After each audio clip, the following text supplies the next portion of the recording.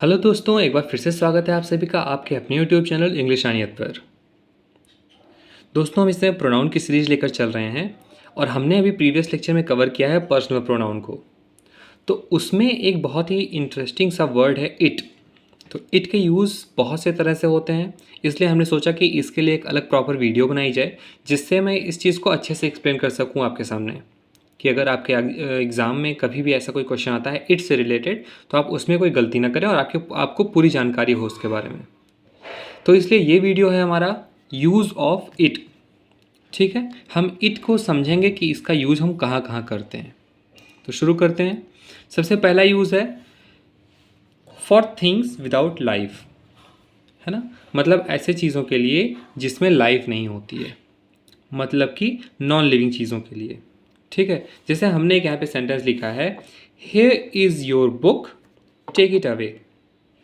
तो यहाँ पे इट किसके लिए यूज़ हुआ है? बुक के लिए, है ना। जैसे अगर मैं कहीं पे कोई सेंटेंस लिखता हूँ, मान लीजिए मैंने लिखा I like your bat, can I take it. मुझे तुम्हारा बैट पसंद है या मैं तुम्हारे बैट को पसंद करता हूँ, क्या मैं इसे ले सकता हूँ? तो यहाँ पे किसे ले सकता हूँ?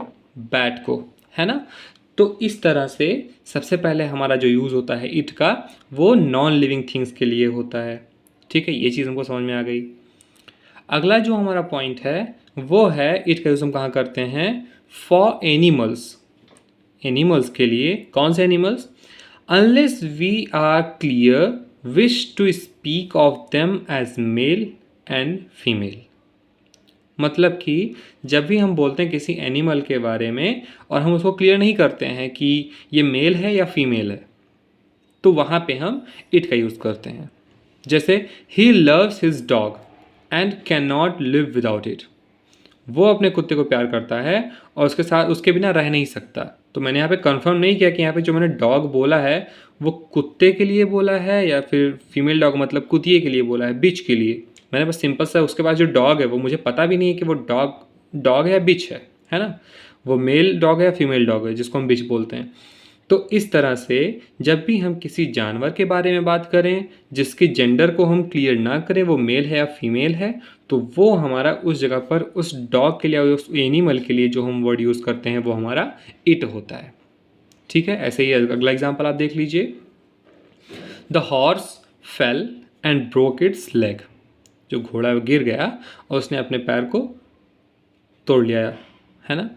तो यहाँ पे जो इट्स है वो किसके लिए यूज़ हुआ है? हॉर्स के लिए, क्योंकि जो घोड़ा गिरा है उसमें हमको कंफर्म नहीं है कि वो मेल घोड़ा है, मतलब मेल हॉर्स है या फीमेल हॉर्स या मेयर है, राइट। तो इस तरह से जो भी हमारे जानवर होते हैं, मैं आपको फिर से रिपीट कर रहा हूँ, ऐसे जानवर के लिए हम इट यूज़ करते हैं जिसमें हमारा उसका जेंडर क्लियर नहीं होता है, मेल है या फीमेल है। ठीक है, ठीक है। अगला क्या यूज़ होता है इट का? For a young child unless we are clearly wish to refer to the sex. मतलब कि यंग चाइल्ड के लिए भी हम इट यूज़ करते हैं, है ना, जब तक कि हमको ये क्लियर नहीं होता है कि सेम वही चीज़ कि उसका जेंडर क्या है, ठीक है, उसका सेक्स क्या है। जैसे when I saw the child it was crying.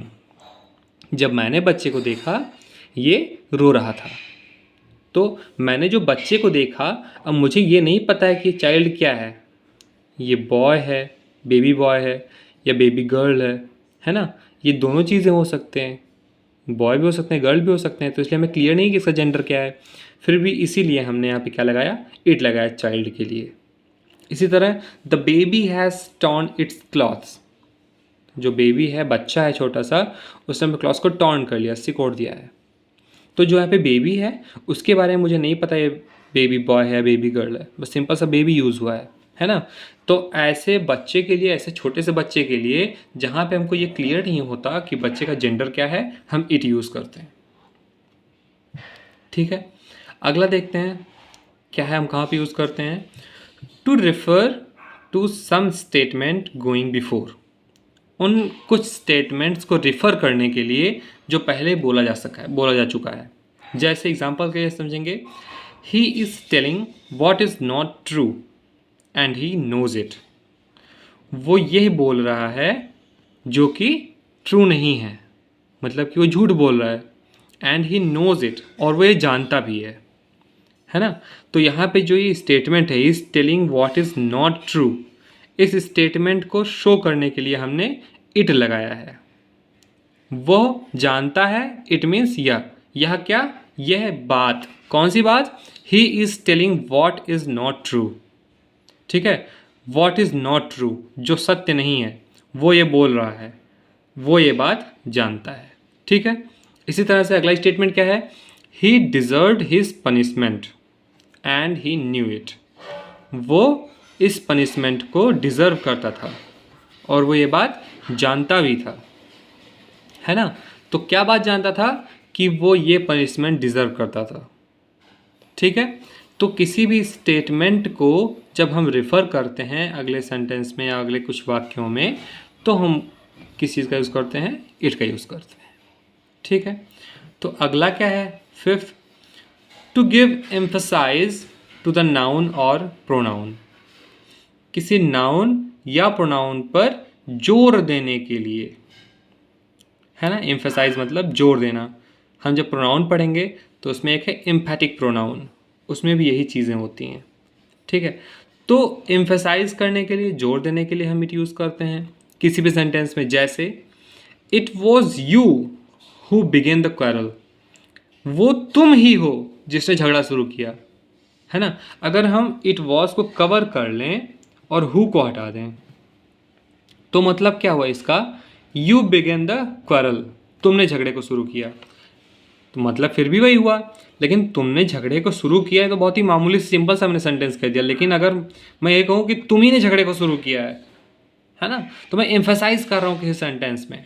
तो इसी तरह से जब भी हमको एम्फेसाइज के सेंस में किसी सेंटेंस को बोलना होता है, किसी चीज़ को जोर देने के लिए बोलना होता है, तो हम इट का यूज़ करते हैं। इसी तरह से अगला एग्जाम्पल हम देखेंगे, it is Ram who is driving the car, ये राम है जो कार चला रहा था, या जो कार चला रहा है, सॉरी, है ना। तो ये राम है जो कार चला रहा है। अगर मैं सिंपल से कहूँ Ram is driving the car, Ram car चला रहा है, तो इसमें किसी चीज़ पे जोर नहीं दे रहा हूँ मैं। लेकिन अगर हम बात करते हैं इस चीज़ की कि हम जोर दे रहे हैं राम के ऊपर, तो ये राम ही है जो कार चला रहा है। ऐसे ही अगला एग्जाम्पल देखेंगे, it was I who first protested, अगर मैं कहूँ ये चीज़ हटा दो तो आई प्रोटेस्टेड फर्स्ट, मैंने सबसे पहले प्रोटेस्ट किया, ये उतना नहीं है। लेकिन इट वॉज आई, वो मैं ही था, हु प्रोटेस्टेड फर्स्ट, जिसने पहले प्रोटेस्ट किया, है ना। तो इस तरह से एम्फसाइज करने के लिए हम इट का यूज़ करते हैं। अगला हमारा है क्या, क्यों हम यूज़ करते हैं इट को, as an indefinite nominative of an impersonal verb. Impersonal verb मतलब जिसमें कोई एक प्रॉपर सब्जेक्ट ना हो, है ना। Proper subject is impersonal verb को हम क्या बोलते हैं, हम इसको वेदर वर्ब भी बोलते हैं, है ना। वेदर वर्ब, वेदर वर्ब मतलब ये हमेशा कहाँ पे यूज़ किए जाते हैं, मैक्सिमम कहाँ पे यूज़ किए जाते हैं, जहाँ पे हमारा वेदर का कोई बात किया जा रहा हो। जैसे इट रेन्स, बारिश हो रही है, इट थंडर्स, इट स्नोज, तो इन जगहों पे हम इट का यूज़ करते हैं। ठीक है, अगला और जो लास्ट है इट का यूज़ हम कहाँ करते हैं, इन स्पीकिंग ऑफ टाइम, जब भी हम किसी समय की बात कर रहे हैं। जैसे इट इज़ मॉर्निंग, ये सुबह है या सुबह हो चुकी है, या इट इज़ 10 o'clock, ये 10 बज चुके हैं या 10 बज गए हैं, है ना। तो इन सब जगहों पे हम इट का यूज़ करते हैं। आई होप कि आपको लेक्चर पसंद आया होगा।